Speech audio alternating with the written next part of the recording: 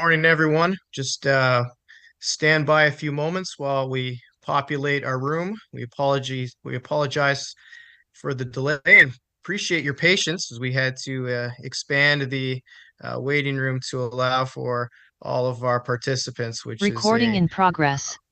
best way we could we could ask to start this announcement. Just a couple notes of housekeeping before we formally begin. You would have just heard the alert that indicates that we are recording this meeting. We will allow local recordings. If you would like to make that request, please indicate so in the chat, and those capabilities will be provided to you. After hearing from all of our speakers, we will have a moderated Q&A. At that time, I'll remind you the instructions to raise your digital hand. I'll call upon you each individually to unmute and proceed with your questions. We'll just allow a moment or two to let Ashley provide the recordings to those who have requested, and then we will begin. Just a note, if you send me the request, this is Ashley, to record, I will approve. I just realized that's the best way. So just send me a request and I'll click yes.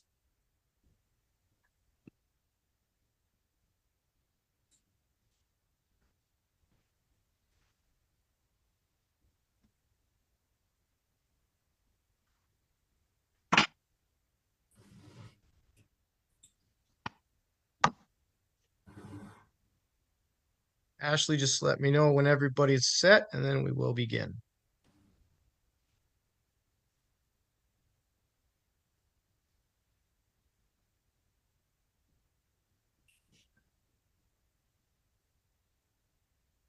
Yeah, I'm just working through these here.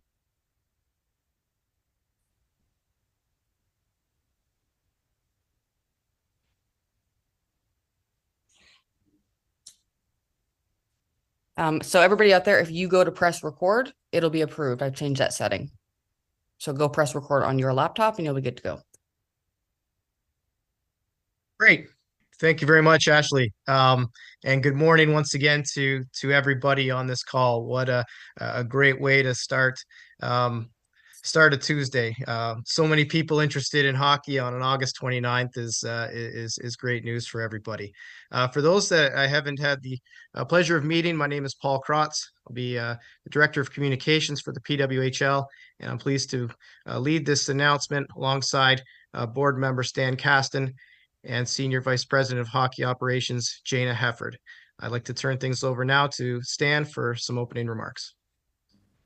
Thank you, Paul. All of you out there who are watching, as you can imagine, I've been a part of many, many press conferences, but none quite like this. I couldn't be more excited for what we're announcing today.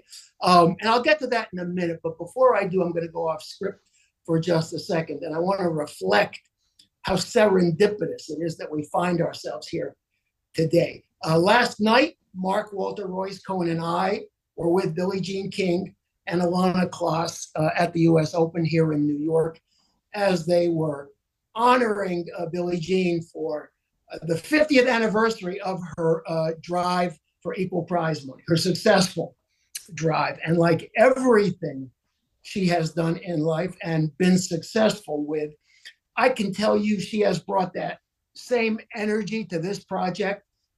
She is our spiritual leader. All of us who have been involved have had the benefit of her guidance and her pressure to get this done and to make it right. So the fact that this is all happening at the same time, and I will tell you that Billie Jean and Alana are on this. They're checking up on us. But with all that they have going on this week at the U.S. Open, for them to make time for us is indicative of how important this is to them and to all the rest of us. So with that, let me welcome all of you, and I'll get into some mundane housekeeping announcements, and then I'll turn it over to my colleague who will go through some of the more fun aspects. But we completed these transactions right around the 1st of July, and I said at that time, we'll be back in touch in the next 30 to 60 days with some details. And here we are.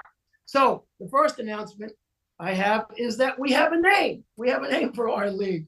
And as you can see from the screen behind me, it's the Professional Women's Hockey League, the PWHL. And to find us on the web, our website is thepwhl.com, which is my second announcement. We have a website, and it's going live today. It's a startup. Today's the first day. There's not a lot on there yet, but we are going to keep populating it every day from now on. And so it'll be the place to go for news about our league, for developments, for people in our markets to sign up for information about tickets when they become available, and all those other things associated with our league. So again, it's our first day of our new league name and our new league website. So tune in often. That's where you can find stuff about us. Now, the next announcement is I want to confirm what has been out there for the last 24 hours. We will start this coming season in January in our original six, our six markets. The Canadian markets are Montreal, Toronto, and Ottawa. The US markets are Boston, New York, and Minnesota.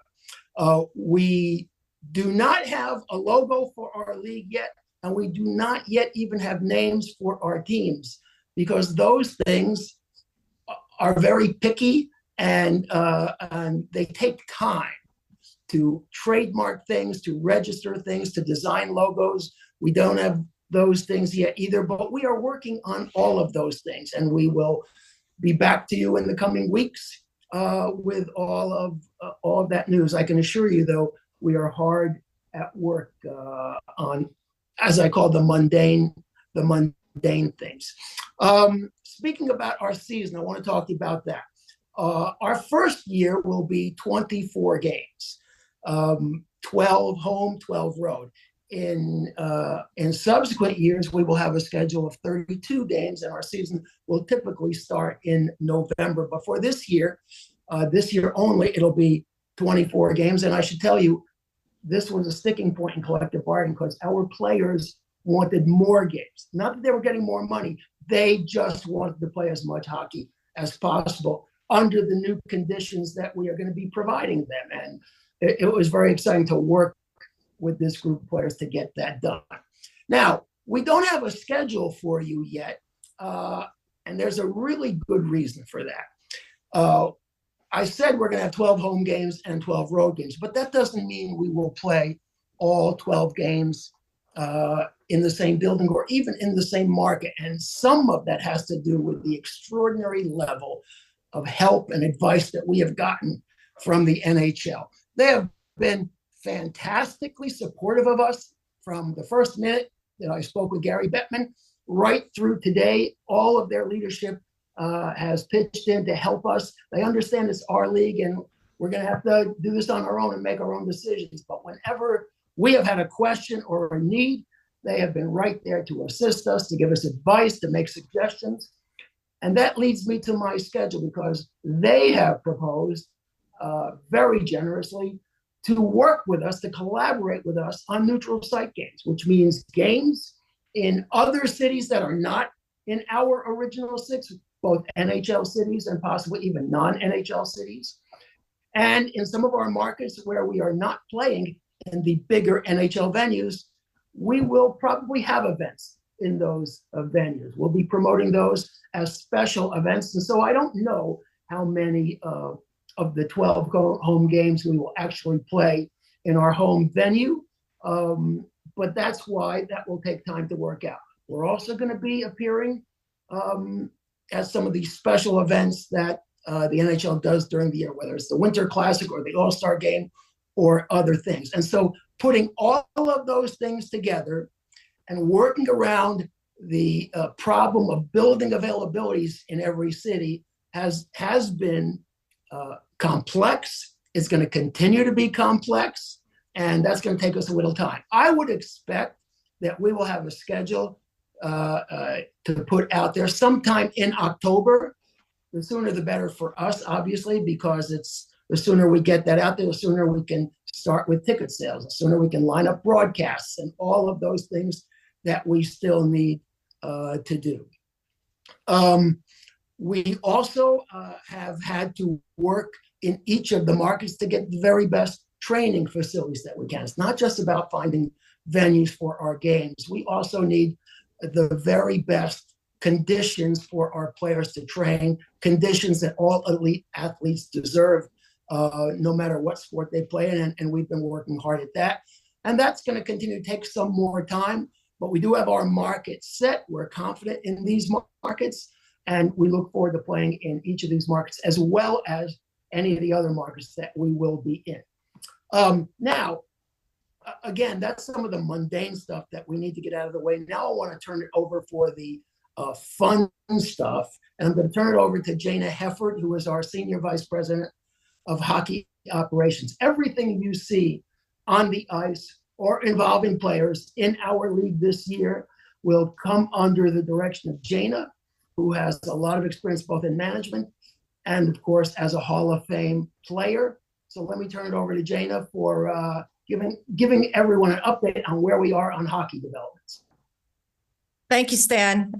Excited today to share a lot of these details with this group. We had a chance to talk to the larger player group last night, and similarly, they had patiently been awaiting details of everything we've been working on. So I'm excited to share that with this group today. But I would be remiss not to, at least I think, start this off by reflecting on the historic moment that we're in and the significance of this announcement today. I started playing when I was 6 years old. I grew up as one of very few girls playing the game. I had the opportunity to compete for Canada for 17 years and compete in 5 Olympic Games. But never did I dream of something like this. I dreamt of what I could see, which was the NHL. And so to be able to have something like this today that we're launching is something that is so significant for our sport. And I know that many women before me have dreamed of something like this. The journey to get us here has been long. It's been twisted. It's been empowering, but I'm not sure success comes in a straight line. So I think we're all excited today to move forward together. And as I said, we had a call last night with all the players, and we are committed to this movement and this time for our sport. I'm very excited for the players to be a part of this today. This is what we've been building towards for quite some time, and they're going to have the opportunity to be a part of this special moment. I'm excited for the players of my generation, the ones that came before me that put so much into this. And I'm equally excited for all the new fans of our game, men and women, boys and girls that are going to be inspired by the women that go onto the ice in this league. And we're going to represent what it means to be strong, to be powerful, and to be determined. So we're just getting started here.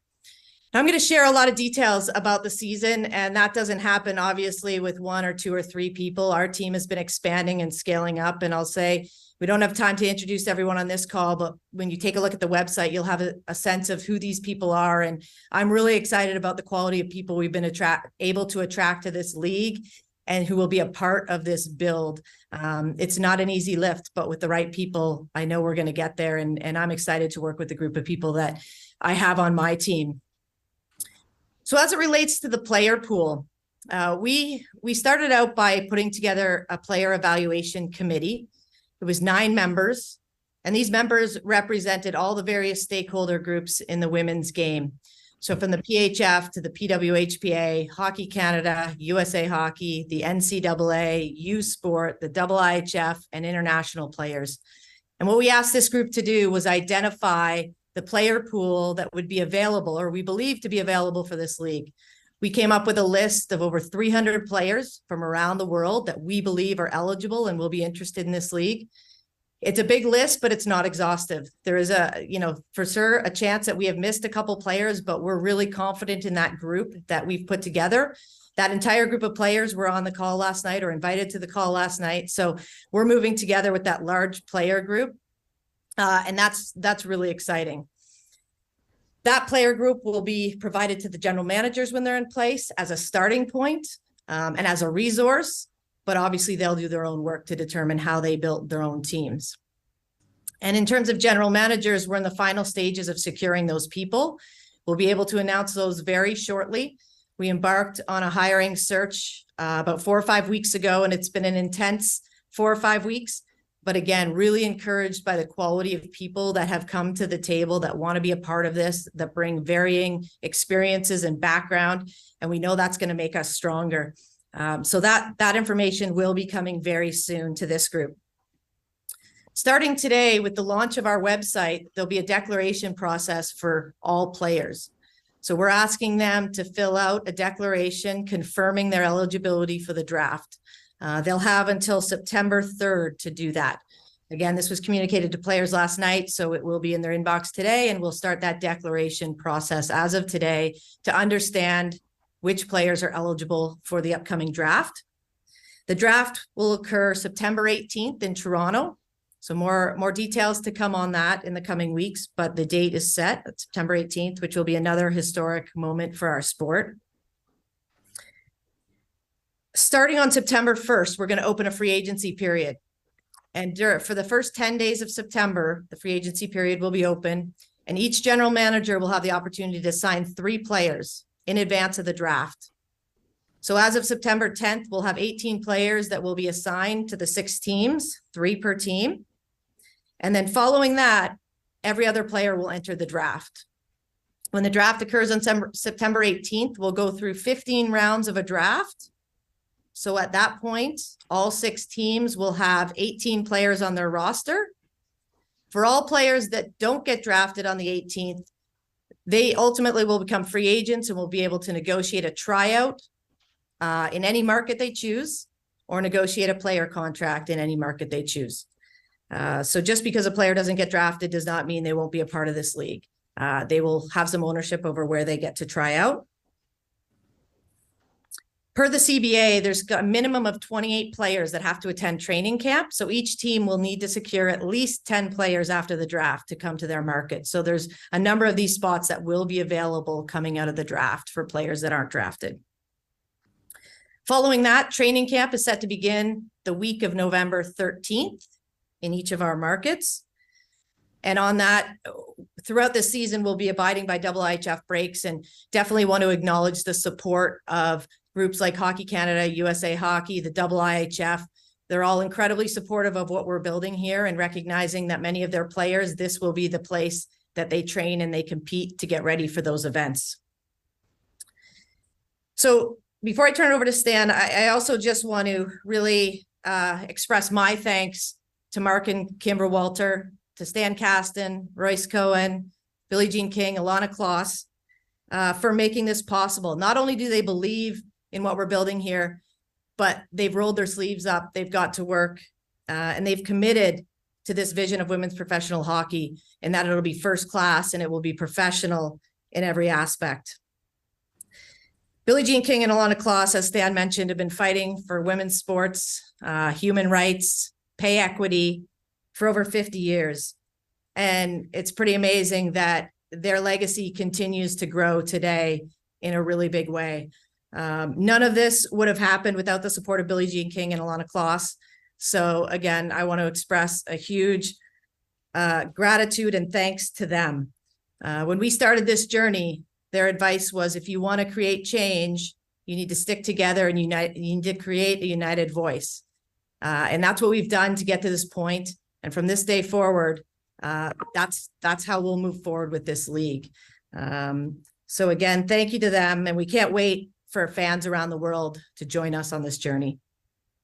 So Stan, I'll turn it back over to you. Okay, thanks, Jana. We're gonna open it up to questions for me and for Jana, but first, I want to invite a special guest to say a few words, a friend of everyone in the hockey world, but especially the women's game for a long time. And that is the new executive director of the PWHLPA, Brian Burke. Brian, if you're on, can we get him in? There you are. Oh, Brian, the floor is yours. Thank you, Stan. Well, thank you, everyone, especially it's the most exciting day in the history of women's hockey, in my view. I think this is an amazing day. I do want to thank the ownership group, Mr. and Mrs. Walter, Ms. Claus, Ms. King, and Stan Kasten in particular, who's been an old friend and a great friend of hockey. I want to thank our executive committee for working so hard to put all this together. It's an exciting day, folks. So just a couple things, and I will be very brief, I promise. First off, we are committed to a platform of fairness and equity and equality, and the core values that have started this league will not ever change. That's number one. Number two is we don't care where you played before you got here. We're excited to have you here. If you can play here, you can play. And so we're excited. Don't worry about where you played before. We've got a spot for you if you can make us better. And we look forward to growing this league together. It's an exciting, exciting time. They've given us a chance here, the ownership group, to pave the way here for success. Now we got to drive that one home. So thank you, Stan. Thanks, everyone. We're so excited. Okay. Thanks, Berkey. Look forward to working with Brian because, as I said, he's been a friend of mine, but he's been a friend of hockey and especially the women's game for a very long time. And I don't think the union could have done much better. So with that, Jane and I will open the floor to questions. Paul, are you going to moderate? How do we go about this? I will. Thank you, Stan. Just a reminder, folks, if you do have a question, please use the your Zoom module to raise your digital hand. I see a number of questions already emerging, so we'll allow that queue to build. I will call on you individually, at which point please unmute yourself and proceed with your question. We do plan on taking questions for at least the next 30 minutes, so hopefully that gets time for everyone to have their voice. We'll start questions with and just a reminder, folks, when you do unmute, just so we can please identify yourself, not just with your name, but also the media outlet that you're representing. It'll just really help us all get to know our community as we move forward together. Or just ask everyone to please mute if you're not asking a question. I'm just hearing a little bit of background. Okay, great, thank you. John Worrow, please unmute and proceed. Thanks, Paul. John Worrow, the Associated Press. Congratulations on getting to this point in what's been a long process, Jane. And this one's for you. What went into, and I've got a follow-up question for Brian Burke, but what went into determining these markets as having the potential of having the best success? And what gives you the belief, Jana, in believing this model is the one that will succeed? Well, thanks, Sean. As it relates to the markets, there's, like everything else here, been a ton of work been done over the last number of weeks and months to identify the best markets for this league. There's been facility visits, various site visits. We're looking at game facilities, training facilities, strength and conditioning pieces to it to ensure that we have all the pieces that we need for our athletes. So we wanted a market that was excited about the women's game, that had a lot of traditional hockey fans, that we thought would support something like this. We were looking for venues that provide the level of professionalism, the size that we believe we need. The availability of buildings becomes an issue when we look into this, and how the markets, I think, fit together. Additionally, I'd say we consider, the support we've had in the past, and, NHL support, as Stan mentioned, has been really, really valuable. So I think it's a bit of a puzzle to get to the point of confirming these markets, but we made sure we did as much research as we could to get to this point. Yeah, sorry, go ahead. Second question about why this is different. I think there's a few things. One, we have an ownership group that provides the capital, the resources, the experience to do this in a professional and a first-class way. And the obvious symbol of that is completing a CBA that both supports the long-term view of the ownership group, but also allows the players the certainty and the comforts and that hits their level of professionalism as it relates to a day-to-day experience as a female hockey player. This league will have the best players in the world. It's the second part. And the third part for me is that, we're witnessing a point in time where women's sports is certainly thriving. The demand is there. The excitement is there. The willingness for people to really embrace what we're doing. I don't think there's ever been a better time. So I think with the people we have involved, we're incredibly confident for the future of this league. Thanks, Jana. And just for Brian, just you've been a longtime supporter of women's hockey going back, a long time. But what gives how meaningful is this day to you, knowing that you're on the PW on the association side, and that there is a league? Could you have envisioned this, way back when? Well, that's the shortest question you've ever asked me, John. So Thanks, Brian. you. No, I what excites me about it is how far the game has come since I started following women's hockey at any level at all. Was in Nagano. A lot of people, I think, first got acquainted with women's hockey at the international level. I had seen women play before, but Nagano was a watershed moment for me. And I realized how unbelievably fast. Like I said this a couple of years ago, so you can look up the quote. I said, if the women's hockey had come along at the same rate as other sports, Usain Bolt would have run a 10-second 100-meter 10 years ago. That's how fast. The women have improved more in hockey than in any other sport on the planet, in my view. Said it publicly before. So to me, the chance, and I've watched the struggles. I've watched players borrow tape and borrow laces when the teams were playing and had no resources at all. I watched the Calgary Inferno game and watched players passing around a roll of tape, for God's sake. So I've seen now what the hardships they've gone through, the iterations they've gone through to get there to play and to put this together. I'm so proud to be involved. So it was a very emotional moment for me, when they offered me the job.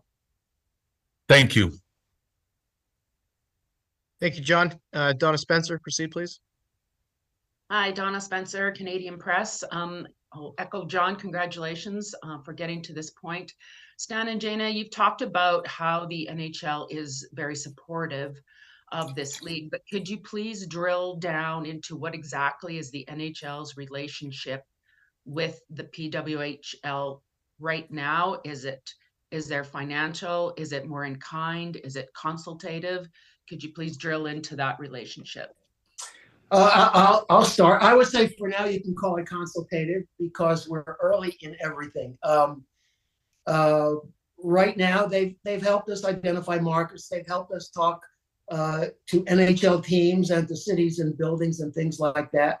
And on a sidebar, we've also had conversations about the future, about maybe doing business together, whether it's sponsorships or events together, things like that. But mostly it's support. Mostly it's advice, it's assistance for anything that we have asked. They're not trying to push anything at us. They're just giving us the help that we think we need. And I think that is one of the elements that has not been there in all prior iterations of women's leagues. And the fact that it's there now, I think, is a major differentiator. Is one of the major reasons that I'm so confident about our long-term success. Thank you. Thanks, Donna. Next question can come from Erica Ayala, please. Thanks, Paul. Hi, everyone. Excuse me. Good to see you again. I have a question first for Stan, and then Jana, come to you if that's all right. But for Stan, you mentioned that it would be 32 games moving forward from this inaugural season, and will start in November. This year, we know we're starting in January, but do you have kind of what the parameters are? When will the league be running in this inaugural year? Yeah, we think we'll start as early as January 1, but it'll be sometime right around there. And we haven't built out the schedule. We haven't filled in all of the special events that we might do, either alongside or with the assistance of the NHL. And we haven't accounted for all the breaks in the schedule. Remember, some years are Olympic years, and those are different breaks as well. So we just don't know yet when we're going to end. Figure on the end of May or early June in this year. But I think in most years it will run from November to May, followed by playoffs and of at least 2 rounds, and maybe more as we get bigger. Okay, I appreciate that. We'll follow up for sure. And Jana, you mentioned that players were contacted. And forgive me if you mentioned this, but how many players right now have been identified in that player pool that have received the messaging in the email and are potentially available to be those 3 players per team to sign contracts before the draft? So we've identified over 300 players around the world. And I just, want to be really clear that if there's a player not on that list, it does not mean they're not eligible. That's just, we put a committee together that we believe has a really extensive knowledge across various groups of players. And we've done our best to make that player pool. But if any player declares for the draft and, they qualify based on their past experience, then they would be added to that group as well. And just a really quick follow up there. So all of that information is available for any players that have not been identified in that 300 plus. They can access that right now on the website, or how would they get in touch? Yeah, through the website. The hockey operations department can help with that. But we know the network of women's hockey players is quite tight. And so players that are not on the pool or feel like they're not on the pool, I have no doubt will be able to access the information they need. Okay, thank you so much. Thanks, Erica. Ian Kennedy, go ahead, please. Hi there, Ian Kennedy from the Hockey News. Again, congratulations to both of you. My first question, I guess, probably for Stan would be, we've seen a lot of issues with the NHL surrounding international competition. Do you foresee international competition always being a portion of the PWHPL's model and allowing the women to participate for their nations moving forward indefinitely? I do. I think it's a very big part of the ecosystem of women's hockey. And it's a positive part because we know that the games, which are in international competitions, of course, starting with the Olympics on down, those grow our game, those grow our fans, and those make our players better. The competition to participate in those games make our players better, which will make our product on the ice better. So yes, I definitely foresee that being part of our permanent long-term plan. Thanks. My second question is for Jana. It has to do with the player pool. We know right now that a lot of European players are under contract. And I'm wondering if you've begun the process of transfer agreements or discussing with those European leagues how that might work to bring some of those talented players overseas. And my second question with that relates to the eligibility of current NCAA players. I saw in your draft that players that are in the NCAA could potentially make themselves eligible for the draft, and if you've discussed what that means for eligibility with those NCAA players. So from an international perspective, all of those players that could be signed elsewhere at the moment, they'll need to declare themselves available for the draft. And they'll need to say that they are able to be drafted, relocate, and compete in the season as of November. We've had a number of players reach out that have exit clauses in their contracts. All of that is not really any of our business, but when they declare for the draft, they are going to declare that they would be available and ready to play as of November. So, of course, we welcome all of those players. As it relates to NCAA and U Sport, we've been in contact with both those organizations around eligibility. We are not putting eligibility requirements, whether that be age or otherwise. But what we have said, and you would see in this document, is that all of these athletes need to consult with their own compliance officers to understand how it impacts their own eligibility. But we, again, they need to declare if they are willing and want to be a part of this draft, and acknowledge that they would come and relocate and be a part of this league moving forward. Thanks. Really quick follow-up for you, Jana. About the draft, if a player is selected and for some reason it does not work out for them this season, how do the rights work in that? Are players indefinitely the rights of the team that selected them in terms of those NCAA or professional players that might, for whatever unforeseen circumstance? A player's rights will be held for 2 years once they're drafted. They could then potentially re-enter the draft. And then there's a rule that will come out in our rules and regs that you can't go into more than 2 drafts. So you'll have the opportunity to be drafted twice should you not be able to sign a contract in those first 2 years. But then after that, you wouldn't be able to enter the draft again. Thanks so much, both of you. Welcome. Thanks, Ian. Haley Salvian, go ahead, please. Thanks, Paul. I guess I'll follow up quickly on Ian's question because I'm curious about the NCAA as well. I guess this will be for you, Jana. I'm sorry to kind of repeat on that, but just to be clear. So could a player who is in their final year of eligibility in college declare for the draft, get drafted, not sign yet, like play an NCAA season and then sign at the end of the year to play once their college season's over? As long as they're, once they talk to the consultation, like, is that something that would happen? Like, essentially a GM could draft like a Sarah Fillier for the idea of having Sarah Fillier in June. So we don't believe that's possible because Okay. they're actually declaring for the draft, similar to what happens in sports other than hockey in the NCAA. Right. And we were on with the NCAA as recently as yesterday to confirm these details. And the important part in this for us is that the players need to consult with their compliance officers to understand the impact to them should they enter the draft. Okay. Thank you. And then just to follow up again, it's a bit more from the press release and notes that came out.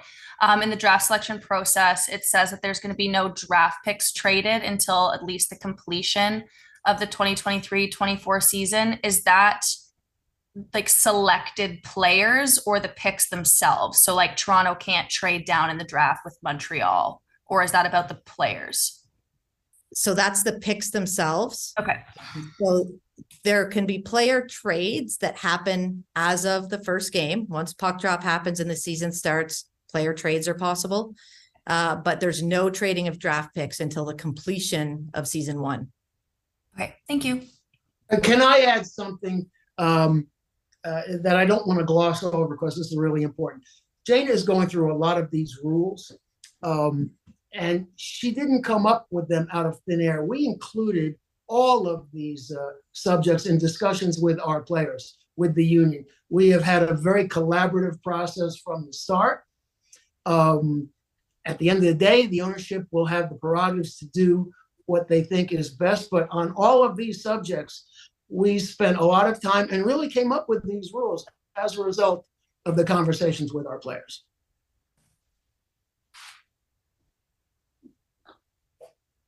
Thanks, Stan. Thank you, Haley. Greg Wyshynski, go ahead, please. Cool. Thanks, everybody. I have one for Jana, one for Stan.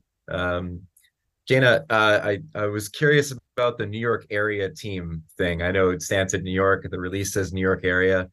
I talked to the Rangers, Devils, and UBS Arena yesterday. They all told me they haven't heard about a team playing in their arenas. I was wondering, the PHF obviously had a metropolitan New York area team. I was wondering if it's a team that could play maybe in multiple sites, but I was also curious if there was any chance they could play at Barclays Center where the New York Liberty play. I'll throw that over to Stan. I don't know if we're ready to announce our venues yet, but I think we have a lot of options, and we have the confidence in those options to know that that's where our team will be at this point.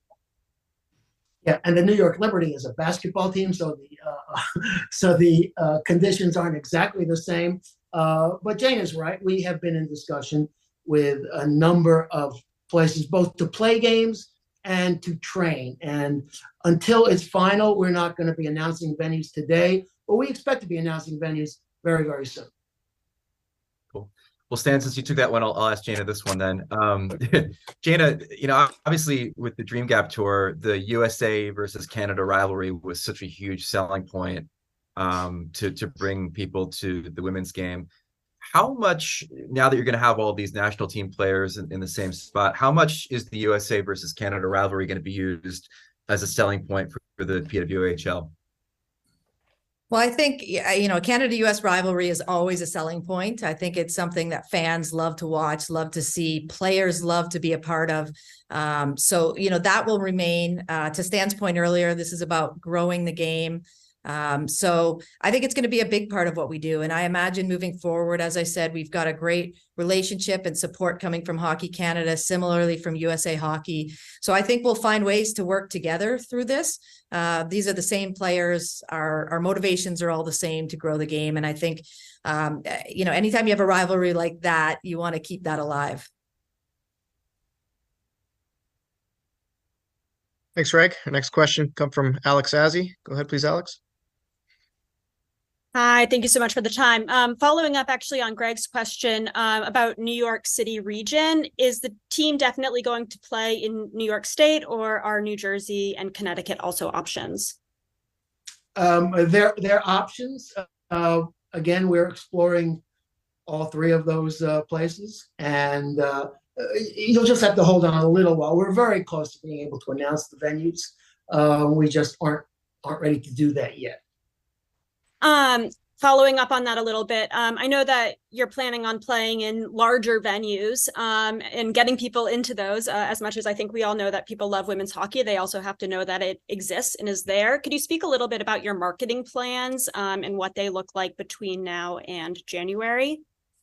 Well, the first thing I want to say, because I'm very proud of it, we're getting into training camp 6 weeks before the first game. That's way more than you would typically do. But this was at the players' request. They said, we want to be in our markets because we want to be in there, spreading the word, getting out the news about our league, being in the community, and establishing ourselves. So that's the first thing. We have an extraordinary pledge, both in writing and verbally, from all of our players that they want to be involved in spreading the word and growing the game. Aside from that, I can tell you, we will be dedicating real money to real budgets for promotions, especially for community affairs as well. We understand that people don't just come in because you announce that you have a game. We have to have promotions at the games. We have to have promotions in the community around the games. We need to do advertising. We need to have sponsorship arrangements that spread the word. So all of those things that you see in modern professional Major League sports are the tools we're going to employ. And a couple other things. I've said this from day one. I'm going to make mistakes in year one. Okay. I think all of us are going to make mistakes in year one. Be patient with us. Some of that is because we did get such a late start, and we really did. We really didn't get going till the beginning of July. And that's partly to blame for some of the hurdles we have to clear. But also it's learning about how to put our best foot forward. We are going to be in some bigger buildings, but we understand there'll be nights when those buildings don't look great with however many people we have there. So we're working with setting aside some areas in buildings to make the game look better. We are in some big buildings, but we're also in some smaller buildings. We're in some AHL and OHL buildings, which we think for us right now is a better size than NHL buildings. But over the course of the year, we will also be in NHL buildings in NHL cities. So look, it's a big job. It's a heavy lift. As I said, we're going to make mistakes, but we're going to learn from those mistakes. Year two will be better than year one, and we will have a lot more lead time to prepare for year two.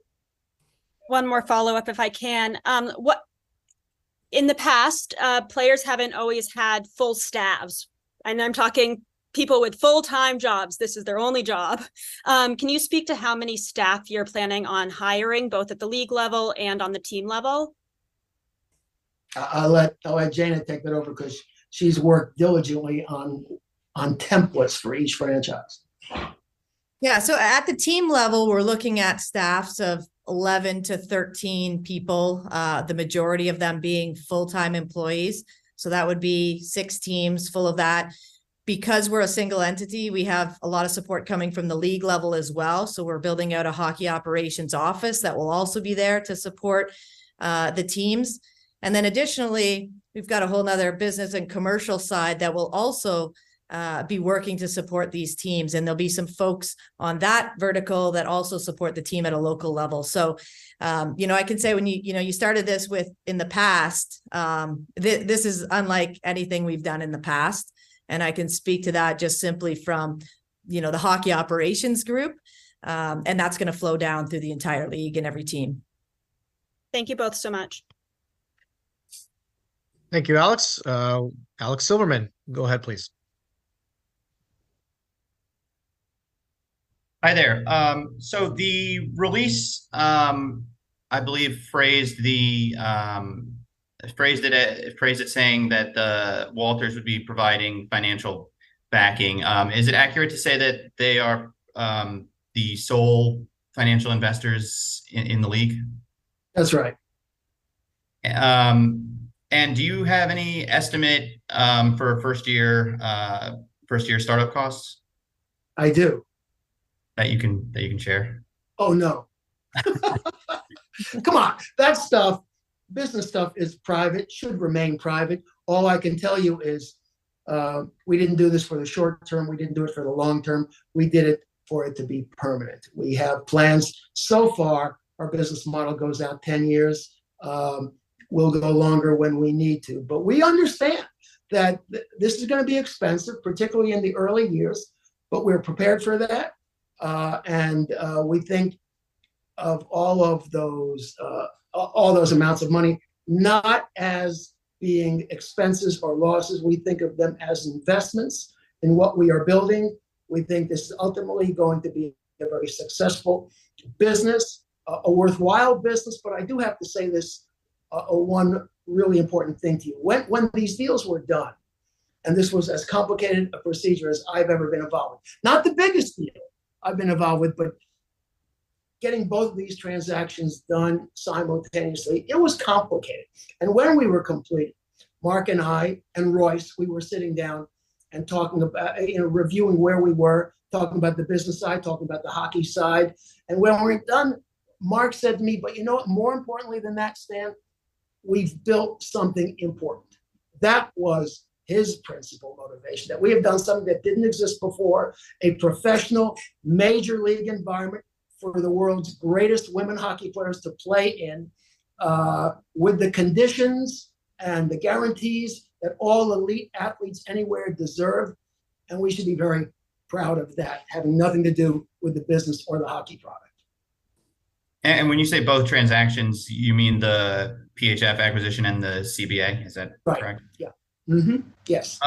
And as far as markets, can you talk about the decision to start with 6 specifically? And I mean, are there plans to potentially expand beyond that within that 10-year forecast you mentioned?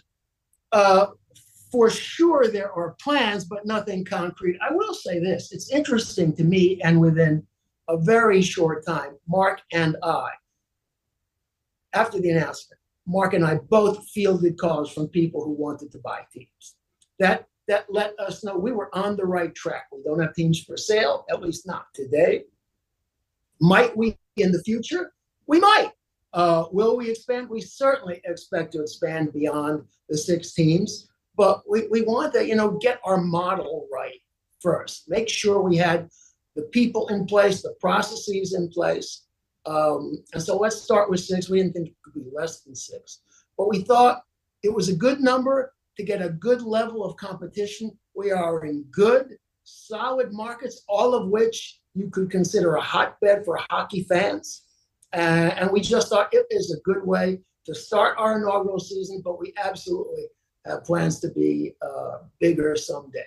And I would say even internationally, but I mean, technically we're international already. So those are definitely in our plans. Last thing for me, do you plan to kind of run the league level business ops out of Chavez Ravine for the foreseeable future? Well, right now, it's so interesting. We're still in a remote environment. And other than Royce and Stan, nobody is in Chavez Ravine. Everyone is scattered. To the extent we have a locus of operations, it would be Toronto right now, because that's where Jana and a lot of her staff are located, but not all of her staff. So for now, we are operating remotely, but collaboratively. And maybe in the next year, we'll have to think about one central location for everyone. But it is just not on the immediate to-do list. It's on the secondary to-do list. Great. Thanks so much. Thanks, Alex. Mike Murphy, please. Hi, Mike Murphy, Daddy's Garden. Thank you all for your time. 2 questions, primarily for Jana and Brian. Jana, I was wondering if you could speak to, with your experience with the CWHL and what you saw in the NWHL and PHF, the difference in what you're hoping to see just in terms of player resources. The story Brian told about like sharing tape, and we know that's such a big part of this pro lifestyle, pro experience, what we've all been striving to see in the women's game. How much better do you forecast things looking in the PWHL? Thanks for the question. I think the first thing you need to do is look at the CBA, and that's gonna tell you a lot. I mean, when you bring up, those leagues of the past, and I think we certainly, aren't looking back at this point. But there is a lot of situations that just weren't a professional environment, weren't a first class environment, or respectable environments for athletes. And so all of it's going to be different, from the way they show up at an arena, the facility they're in, to their permanent training space, to the resources and staff around them, to their meals pre and post training, to the marketing that's going to be put behind what they're doing. I mean, I think everything is changing. And I don't know if that's a great answer, but if you look at the CBA, there's a lot in there and a lot of certainty for the players on what this experience will entail. And that's incredibly exciting to all of them. And then another question is, has there been any discussion between the PA and the league itself about whether or not the league will be inclusive and accepting of transgender players? Yeah, we're working on the transgender policy right now. That will be in place very soon, and available for everyone to see. Thank you. Thanks, Mike. We are a couple minutes before 12. I know we started late and I still see so many hands. So we are prepared to take questions for another 15 minutes or so, but to be mindful of others, let's limit our questions to one and a follow-up for the same individual if needed. But let's try to get through as many more as we can. Really loving the participation and don't want to leave anyone out. But next we'll take one from Angelica, please. Hi, everyone. Angelica Rodriguez from the Ice Garden. I just want to follow up on Mike's question regarding the transgender policy. Are there any specific organizations that you're collaborating with? And, are there a little bit more particulars that you can share with regard to that?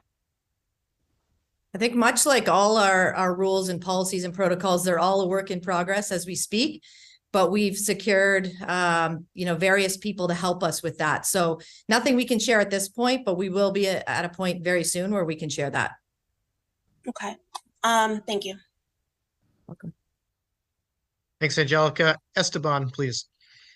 Hi, y'all. This is Esteban Bustillos with GBH News in Boston. Thank you for the time. Jana, I think this question is for you. I know there was... when the acquisition of the PHF happened, there was a lot of, maybe I think you can describe as confusion, initial shock. What has the messaging been like to the former PHF players about what their role in this new league will be? Well, as I mentioned, we spoke to this player pool last night. There was over 300 players invited to that call. That represented PWHPA players, PHF players, international players, NCAA graduates. So it was a large pool of players, and the message was the same as what you heard Brian say earlier today, and that we've continued to say that this league is for the best players in the world. It does not matter where you come from, where you played in the past. This is simply about the best players. And I think, last night seeing all those players together on one call was a great sign that, now they're one player group. There is no more PHF or PWHPA or international. We are one player group of the PWHL. Great, thank you. Thank you, Esteban. Ken Warren, please. Oh, yeah. Thanks, guys. Congratulations. And thanks for the time. I guess, Stan, this is for you. I know it's a collective right now, the PHWA, and you talked about maybe people reaching out to buy teams. Is there an idea down the road for these individual markets to be owned in that market? And I'll include in that, can we give a range of ticket prices maybe for people when they're wondering whether they want to invest in these games? We don't have any current plans to sell teams in any particular market to individuals. But like I said, that could change down the road, but there are no plans to do that. And as to ticket prices, we are, all of us involved in the ownership management of this league, have a lot of experience in the business of putting on games and determining ticket prices. And we haven't turned our attention to that. We have just finalized our markets, but I'm confident that we will get the right answers for each market. Doesn't mean it'll be the same in each market.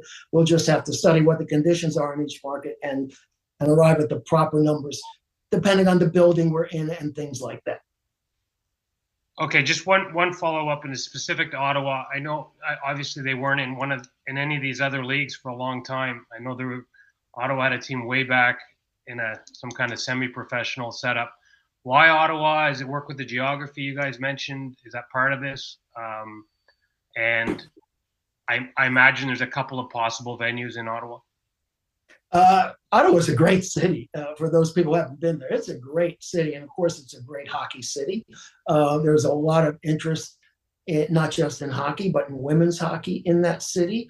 The buildings availability was there for us, and I will say, of all the markets, they might have been as enthusiastic as any in wanting us to be there. And when you're enthusiastic, you work hard to help. And so that was a very strong point in their favor. It's also an NHL city. It's the capital of the country. I don't need to sell Ottawa. It sells itself. Thanks, Ken. Jared Book, please. This is probably a question more for Stan. What are the plans for broadcasting? Obviously, it's still very early. I'm not expecting details, but is the expectation that all games will be available at least to stream in season 1? That is what I've charged my group with. Yes, that is certainly our goal, at least for streaming for every game. They can't stream a game without real production behind it. So that involves a lot of details, a lot of expense, a lot of investment, but a lot of details. And so we are working on that. But you're right. Our goal is to have every game at least streamed, if not on linear TV somewhere. And just a quick follow-up for Jana. You mentioned 11 to 13 staff members per team. Is this going to be something that's going to be centrally controlled by the league itself, or will teams have the ability to add staff members that other teams might not have? What's the process for that? So just a quick clarification, those are hockey ops staff at the team level, because there may be additional that sit on the business side. But from the hockey ops side, the GM would be tasked with filling out an organization in collaboration with the league. This is a single entity, so we're going to work with those GMs. We have deadlines that we all need to hit. And so we're going to work with them to ensure we bring in the best people we can find on the support staff level as well. So it'll be in collaboration with them, but the GMs will have a big say in how they build out their teams.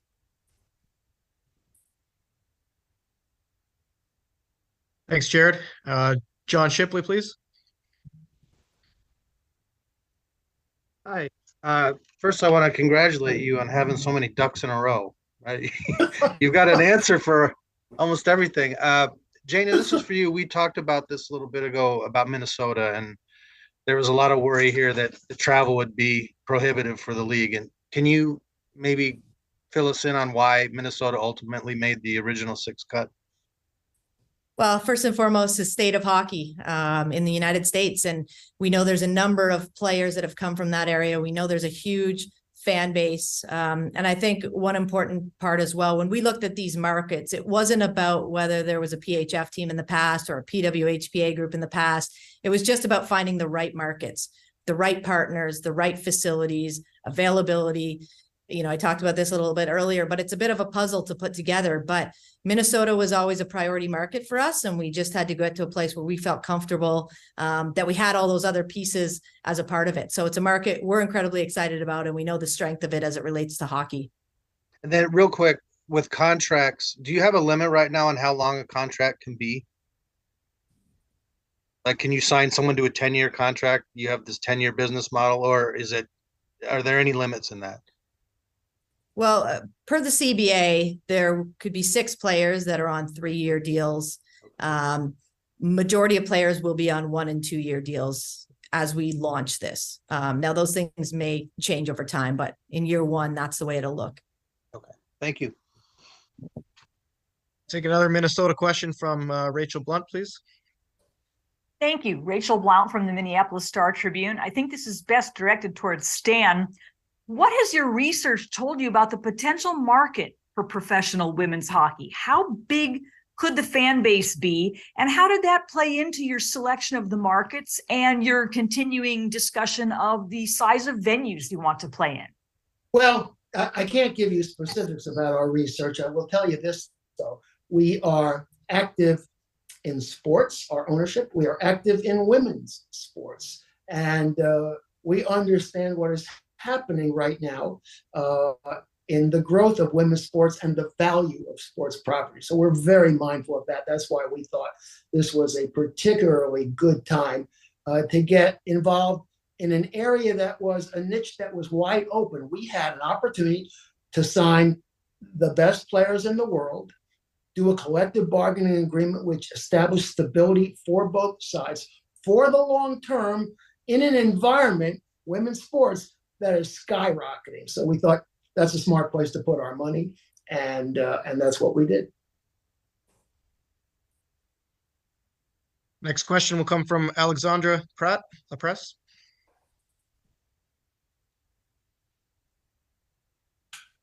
Alex, you can unmute and proceed, please. Sorry, I had a problem. What do you like about the Montreal market, and have you found a venue for the team? Jana, why don't you take that? Well, much like we've talked, we love the Montreal market. It's a hockey hotbed here in Canada. It's certainly, it feels like a no-brainer to have a hockey team in Montreal. As it relates to venues, similar to what we've discussed, we're not prepared to announce those yet, but we do feel like there's multiple options in the city. So this is a market that we're really excited about, and we know we'll be very successful with the passionate hockey fans that exist already in Montreal. Okay, great. And the free agency market opens on Friday. Do you expect to name every GM before Friday? We're hopeful that will happen, yeah.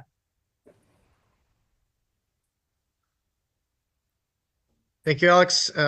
Jean-Francois, please.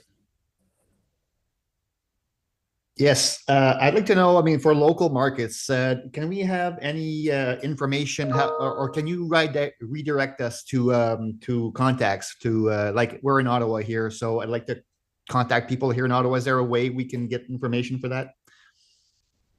I would start by going to the website, thepwhl.com. That would be the place to start. If not, you have Paul Krotz's information, who is a communication director, and he can direct you to wherever you need to be directed to. All right, thank you. Jeremy, go over, please. Jeremy Kagover, AP Radio.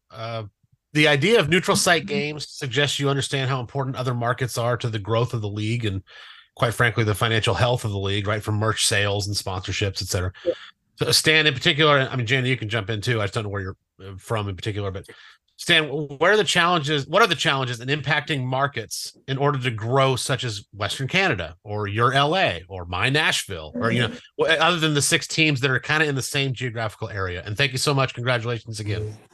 Thank you. Well, you mentioned merch. That's another thing. We don't have any merch yet because we don't have team names and we don't have logos. So we've got a lot left to do over the next 4 months, and that's just a part of it. But obviously, the more promotion, the more we get our word out there, the better off we are. And that is why the help of the NHL has been instrumental in our formation of our plans going forward.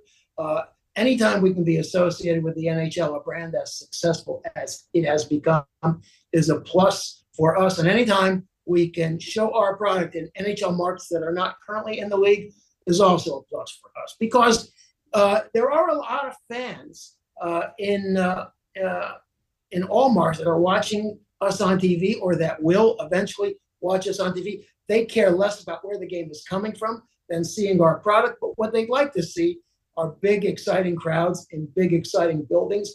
And that's what we eventually hope to get to. Maybe not all of that in year 1, but that's certainly in our planning for the future. Simon Hopkins, please go ahead. Thank you. Hi, Simon Hopkins from the Ice Garden. Jenna, you sort of spoke earlier about the process that was done to pick some of these markets. They tend to be pretty geographically clustered in one area on that North American map. How much of a priority was keeping these teams close together for you guys? I would say it was a consideration, but not a requirement.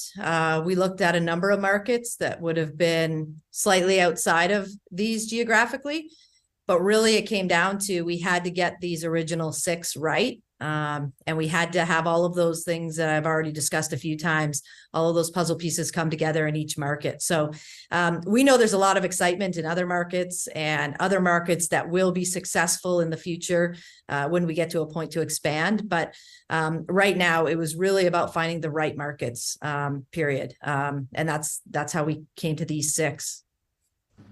And in the CBA that we have thus far, it talks about player accommodation and travel.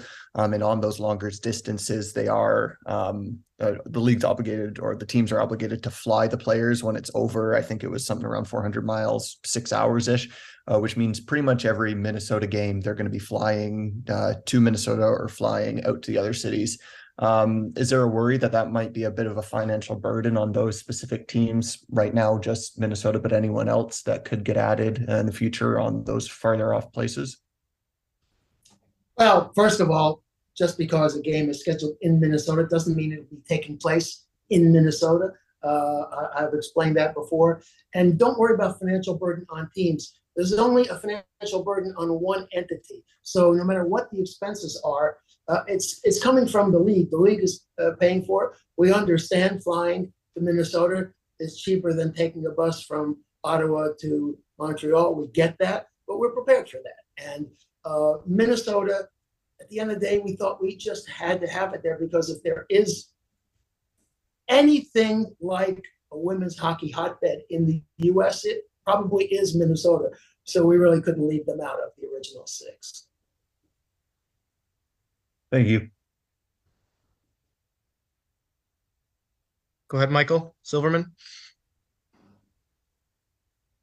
Yes, I guess there had been perhaps some doubt, unjustified in the end, whether Boston would be a market. Can you please explain why you had to have Boston as one of the 6 original? Yeah, I think Boston is an obvious market for us. There was confusion about any market because we're only having 6. And that left out a lot of really, really good, really, really obvious markets. But Boston also provided a number of different alternatives for venues, some big, some small, and places to train. So in terms of that, it really was a good fit for us. And we're excited about being in Boston. We've had great reaction from the people we've spoken to. We've had great media reaction in terms of broadcasts and things like that. So we expect it to be a very successful market for us. I know nothing's settled yet for venues, but will it definitely be both training facility and home ice be in Massachusetts versus, say, New England? I think that is our current plan, yes. Thank you. Miles Dichter, go ahead, please. Hey, Miles Dichter, CBC Sports. Jana, as you look into hiring the 6 general managers and then the subsequent hockey operations staff, what's sort of the criteria that's going into that? And as women have come more into management and coaching roles in the NHL, are there any DEI initiatives to go along with that? Yeah, I mean, the requirements are to find the most qualified people that bring obviously hockey knowledge and experience to the table, but also trying to make sure we have a diverse background of people with various experiences. I'm personally less concerned about gender as I am about bringing the right people that bring the right mix of skills and functional skills to the table. As I said, we're really pleased with the candidates that have emerged, and we're really excited about the ones that will be announced really shortly. So it's been a really great process, and we certainly have had a very high number of women that have become candidates in the search. Zoe Hayden, please. Hi, everyone. It's really great to see everybody. I know that we had previously talked a little bit about the compassionate circumstance waiver was something I saw posted online today. I was wondering, to go along with that, what level of communication teams might have with players prior to the draft about potential like preferences for draft or circumstances, like living circumstances or visa circumstances that might affect their ability to join the team that drafts them. Yeah, so when players declare for the draft, they have the ability to complete a compassionate circumstance waiver. This would be a situation that is somewhat out of a player's control. That would mean that they just simply cannot relocate to another market because of given circumstance. We think that's important. Should that be approved, the player would be permitted to play within the market that they choose. I think as it relates to everything else, visas and different things, those would be provided by the league. And GMs will have the ability, I think, to reach out to players as they look to determine who they're going to draft and have discussions with them about their want and their willingness. But, this draft is a really exciting moment for all of women's hockey. It's never been done in a way that GMs and teams select players that they think can help them win a championship that haven't been based on convenience for players. And we've talked about that a lot. There's going to be a strong level of integrity to this draft, that, you're going to a team that wants you and thinks you can compete, not because you happen to have a home there or family in the market. The integrity is incredibly important to the players. Thanks very much. Everybody's been so gracious with their time. I don't want to wrap yet, but no new hands. We're going to get through the ones that that have been waiting patiently, and appreciate Stan and Jane and everybody else for their time. New questions only. We'll take Sam, Jerry, Ken, and Kristen, and Aaron. So go ahead, please, Sam. Hi, Sam Fryman, Hockey Writings. Very appreciative of both of you for your time today. My question is mostly, for the most part, women's sports, the momentum has never been higher. It's never been a better time to be a fan of women's sports. So I was just wondering what any possible efforts may be to really cross-promote with other large women's professional leagues, such as the WNBA or the NWSL, or how much you may have learned or will continue to learn in terms of their marketing efforts, how they broadcast their games, etc. And if you're really looking to learn from there. Well, not only do we own properties in other leagues, we know people in all of those leagues, and we always talk about things. We always observe what other leagues are doing, what has worked, what doesn't work. We understand every market is different, and just because something works in one place doesn't mean it'll work in another. So that's a constant challenge for all of us in sports, no matter how big the team or how small the team is. But yes, reaching out to people with experience, with expertise, with advice is important to us, and that's why it was such a great head start for us to have the support of the NHL, because that is the best and most relevant experience we can have, and their advice has been invaluable. Okay, thank you very Thanks, much, Sam. and appreciate your time. Yep. Go ahead, Jerry. Good afternoon. Thanks for taking the time. My name is Jerry DeSimons with the Collinsville Press out of Connecticut. Can you talk a little about the decision not to include Connecticut in your original 6? Well, as I said, we had a lot of great cities. There's certainly more than 6 that would deserve a team and could support a team. And whoever's not there at the start may well be in our future going forward. We just thought the 6 that we chose provided the best collection of attributes that we needed. And I can't be more specific with you than that. But I will say, we know there are a heck of a lot more markets than just our 6 that can and will be supporting a team in the PWHL. Are there some minimums? I've heard you talk throughout the day here about big buildings and big crowds and things like that. Are there some minimums that the size of a facility that a market will have to for play to begin? Not specifically. And again, in this first year, we may have to make some compromises and play in some cases in smaller buildings than we want, say a couple of thousand, and in some cases we'll have no choice but to play in bigger buildings than we would prefer. But that's all part of this process of us of learning along the way in year one. Again, we got started very late, and by July, most buildings' availability of days for the following year are already spoken for. And that was a big factor in where we could either play or train. And so we will learn as we go along. We understand we're not going to be selling out big buildings necessarily right away in year one. We're prepared for that. We're prepared for that. We will learn along the way and just take our time getting to the ideal places. Thank you. Thanks, Jerry. Ken, Kristen, Aaron. Go ahead, please, Ken. Yeah, hi, Ken Campbell here. A question for Stan. Stan, back when Brian Burke was the GM of the Toronto Maple Leafs, I believe he spoke at a dinner one night and he said, "How many people here support women's hockey?" And, you know, almost everybody's hand went up. And then when he said, "Okay, so how many people are going to the Toronto Furies game this weekend?"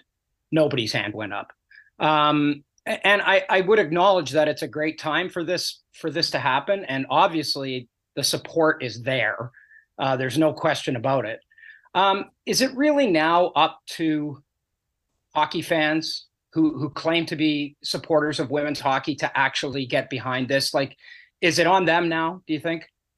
No, it never is. No. First of all, I can so see Brian doing that. I mean, I can absolutely see that is exactly who Brian is. No, it's never on the fans. It's up to us to provide a reason to come support us every day. I have a deep philosophy of how to build franchises. It's like how to build any company. We have to focus on your product, your customer, your brand.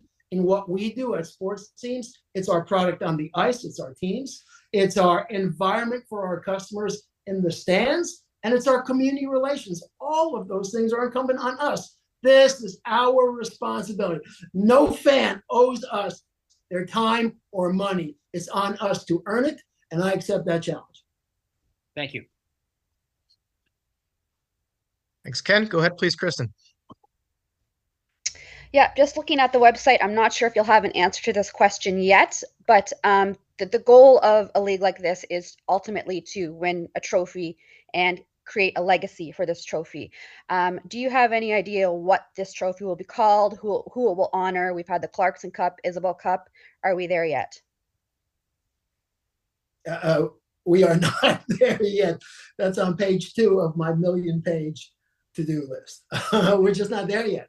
And that's all I can say to you. We have 4 months. I'm sure it will have something to say before our season opens, but I don't know when between now and then. Thank you. Last question. No pressure, Aaron. Go ahead, please. Bring us home. So first of all, congratulations to all of you. My question is just mainly as far as player development. I think this will probably be for Jana, but you mentioned 28 players will fill out the first rosters. Obviously 28 will not fully play. So I'm wondering, is there something maybe in-house that these teams will foster player development? I don't know if some of those players will be part of that. And I'm just wondering if there is a long-term interest in building that out, maybe not for the version 1.0, but maybe it's 2.0. Is it part of the long-term model? I'll take my mute. I'll mute myself. So just to be clear, the 28 players, that's a minimum number of players that need to attend the training camp. The roster will be cut down to 23 active players throughout the team. There is an ability to have a reserve player pool, which is sort of separate from the 25 active players. I think, to your point, down the road, we expect there will be all kinds of development, potentially other leagues, minor leagues, whatever that looks like, but that's certainly not a year one piece. But what is a year one piece is continuing to provide player development opportunities for the players we do have. Again, these players deserve the best as it relates to skills coaches and head coaches and assistants and video coaches. And we'll have someone in charge of player development and scouting. And so all of those things will exist in our hockey ops group. Thank you, Aaron. Well, wow, everybody, we did it. I appreciate everybody's time and certainly your passion and dedication to professional women's hockey and your support of the PWHL and this groundbreaking foundational based announcement today. If there are any follow-up questions or if something we didn't get to, please send an email to me. My address is paul.krotz@thepawhl.com. And we can certainly get responses that you need. We're not finished with news coming hopefully later this week, as Jana alluded to. We hope to announce the 6 team general managers. Stay tuned to the website and to your emails. We will try to coordinate some media availability just like this with our GMs when that time comes. And again, more information to come this week.